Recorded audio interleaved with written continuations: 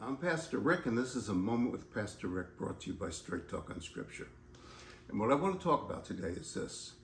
How many of us have been simply paralyzed in time, held captive by somebody who either offended us, betrayed us, hurt us, did something to us that we just can't seem to let go of, we can't seem to forgive, and we have not moved on. And our life revolves around this moment of offense. And I'm going to talk about the prophet Samuel, who was in a similar situation where he had anointed King Saul as king of Israel.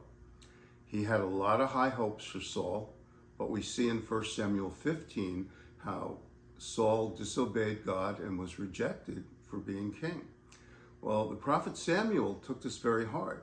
And in 1 Samuel 16, God says to the prophet Samuel, "How long will you mourn for Saul, seeing as I have rejected him and chosen David to be king?"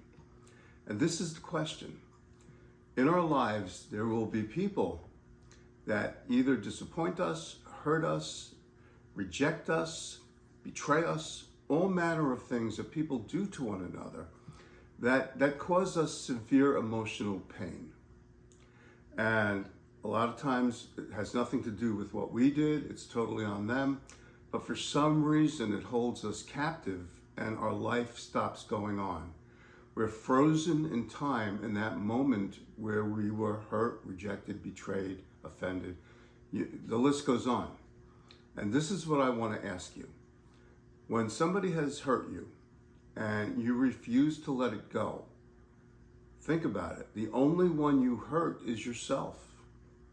Sometimes people do crummy things, either purposely or just in the event, that they're selfish and, do selfish things, and that has consequences for us.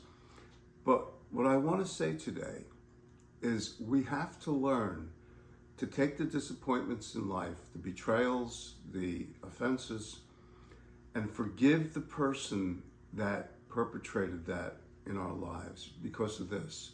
The only person that gets hurt if we refuse to let something go and we continue to mourn for something that isn't there anymore, maybe never was, is we hurt ourselves. We're the ones who are frozen. We're the ones who refuse to move on. We're the ones who are hurt. We're the ones that suffer the consequences. The person that did it very rarely cares.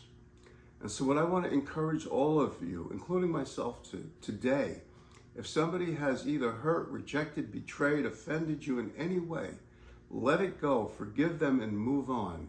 Because in the end, by not doing it, the only one you hurt is yourself. Well, this is just something to think about. I'm Pastor Rick. Remember, with Jesus, there's always hope, there's always love. God bless you. I'll see you.